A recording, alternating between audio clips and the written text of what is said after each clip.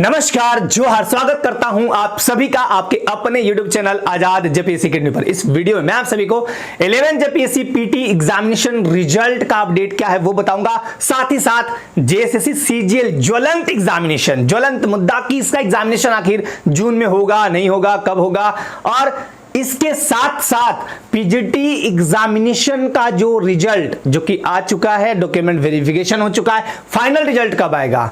LDC के बारे में बार बार पूछते हैं कि ऑनलाइन फॉर्म उसका कब से भरा जाएगा, और झारखंड पुलिस का पीईटी यानी फिजिकल एंड्योरेंस टेस्ट यानी जो दौड़ धूप होता है वो कब होगा।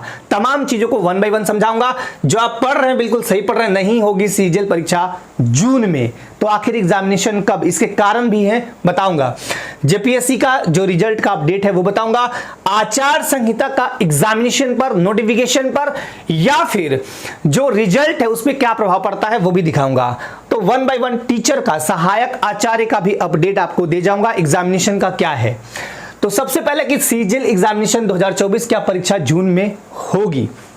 सबसे पहले 2015, 2019, 21, 23 जब एग्जामिनेशन होता है 24 में, 28 जनवरी 2024 को जब सीजीएल का परीक्षा होता है, कई दूर दराज से लोग, छात्र छात्राएं, महिलाएं आती हैं और एग्जामिनेशन में कैसे ट्रेन में भर भर के लोग आते हैं और एग्जामिनेशन हॉल में कैसे करके बैठते हैं, कितनी जद्दोजहद के बाद, कितनी मुसीबतों के बाद, कितनी मुश्किलों के बाद, कई रातों की नींद उड़ाने के बाद, इतनी तैयारी करने के बाद, धारदार अपने आप को बनाने के बाद, जब एक कैंडिडेट, छात्र या छात्रा, जब कैंडिडेट एक एग्जामिनेशन हॉल में बैठता है या बैठती है, उसके ऊपर उस समय यही होता है प्रेशर कि किसी तरह मुझे एग्जामिनेशन क्वालिफाई करना है। लेकिन दुर्भाग्य देखिए कि यहां पता नहीं होता है कि एग्जामिनेशन देके निकलने की पेपर लीक हो गया, और पेपर लीक होने के बाद वो फाइनली रद्द कर दिया गया।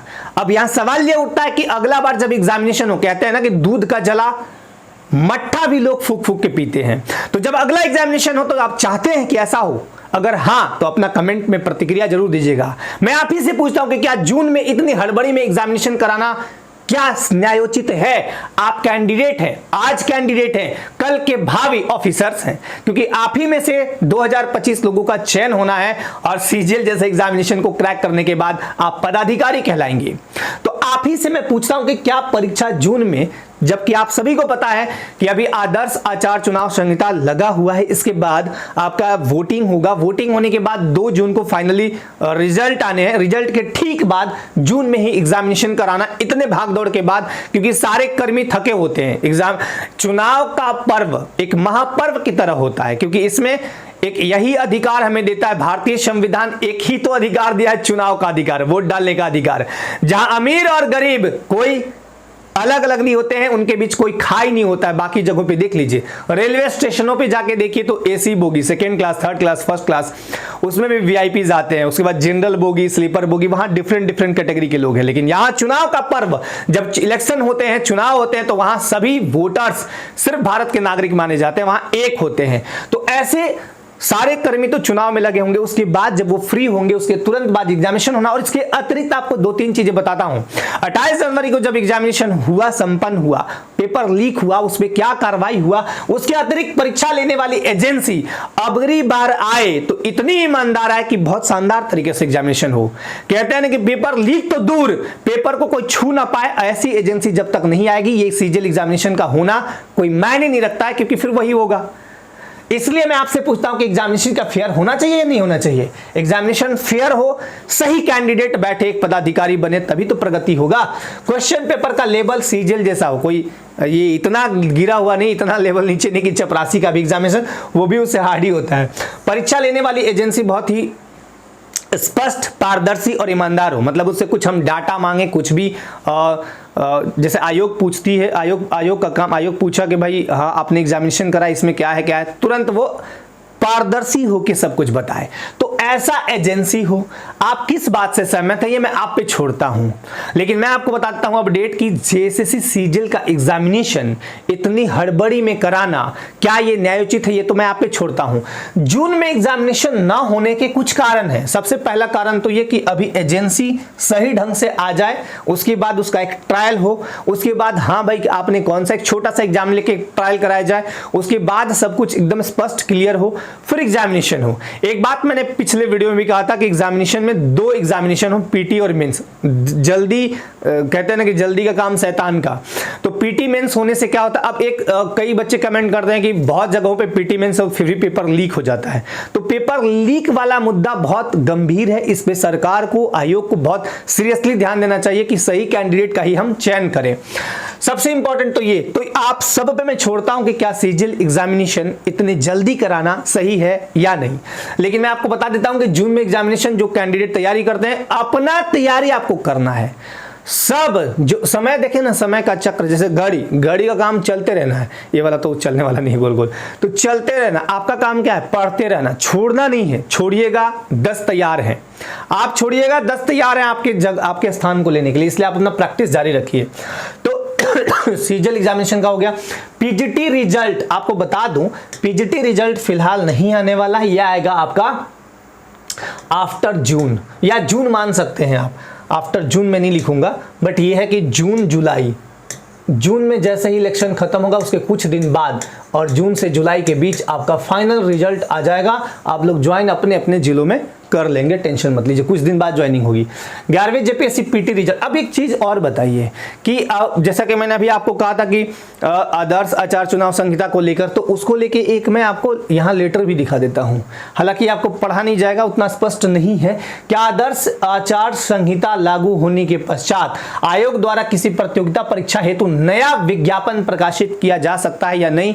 तो नहीं, इसको मैं काट दिया। दूसरा, यदि नियुक्ति संबंधी विज्ञापन पूर्व में प्रकाशित है तो क्या आदर्श आचार संहिता लागू होने के उपरांत परीक्षा हेतु आवेदन यानी एप्लीकेशन प्राप्त किया जा सकता है कि नहीं? हाँ, बिल्कुल किया जा सकता है। और उसके बाद एडमिट कार्ड जारी कर सकते हैं कि नहीं, क्योंकि वो विज्ञापन पूर्व में प्रकाशित है, आदर्श आचार संहिता के बाद नहीं। तो हाँ, बिल्कुल सही।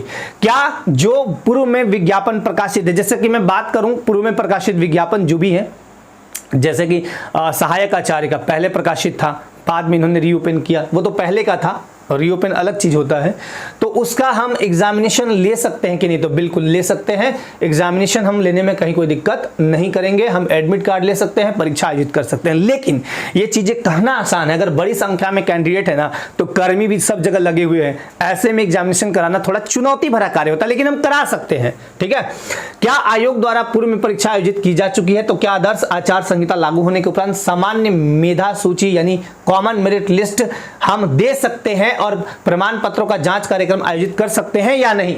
तो नहीं, बिल्कुल नहीं। ठीक है, क्या आयोग द्वारा सामान्य यानी कॉमन मेरिट लिस्ट के आधार पर अल्प सूचीबद्ध अभ्यर्थियों के प्रमाण पत्रों का जांच कार्यक्रम आयोजित किया जा चुका है? तो क्या हम ऐसे में रिजल्ट जारी कर सकते हैं यानी फाइनल रिजल्ट? तो नहीं। ठीक है, क्या आयोग द्वारा किसी विज्ञापन के आलोक में परीक्षाफल प्रकाशित किया जा चुका है? तो क्या आदर्श आचार संहिता लागू होने के उपरांत अध्यादेश विभाग को नियुक्ति हेतु अनुशंसा भेजी जा सकती है अथवा नहीं? नहीं। देखिए, मोटा मोटी समझा देता हूं। चुनाव आचार संहिता में अगर नोटिफिकेशन पहले का है, अगर उनको जैसे जेपीएससी का रिजल्ट देना है, पीटी का दे सकते हैं, मेन रिजल्ट नहीं दे सकते हैं, फाइनल मेरिट लिस्ट नहीं दे सकते हैं, क्योंकि फाइनल मेरिट लिस्ट देने का मतलब कुछ बनता नहीं है, तुरंत ज्वाइनिंग होता, ये तुरंत ज्वाइनिंग कराया जाता है, और हम उसका जो नियुक्ति का प्रोसेस है संबंधित विभाग को, कार्मिक प्रशासनिक सुधार राजभाषा विभाग को, जो भी है संबंधित विभाग, वहाँ भेज नहीं सकते हैं ये चुनाव आचार संहिता में।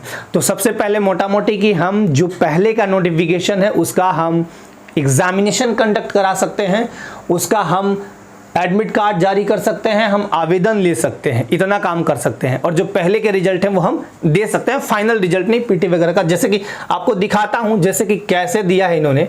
देखिए, ये आपका देखिए कल ही परसों मैंने देखा है, कल मेरे ख्याल से झारखंड संयुक्त असैनिक सेवा प्रारंभिक प्रतियोगिता परीक्षा, ये बैकलॉग का है जो एग्जामिनेशन पहले हुआ था, और इसको लेके 21/1/2024 को आयोजित, यानी 21 जनवरी 2024 को ये एग्जामिनेशन हो चुका है। इसका रिजल्ट देखिए यहाँ पे, इतना बैकलॉग में कैटेगरी वही आते हैं, एसटी हो गया, BC1 BC2 SC वगैरह, तो इनका कट ऑफ मार्क्स भी दिया हुआ है। BC1 का 254 गया है, ठीक है, BC2 का 240, ST का 244।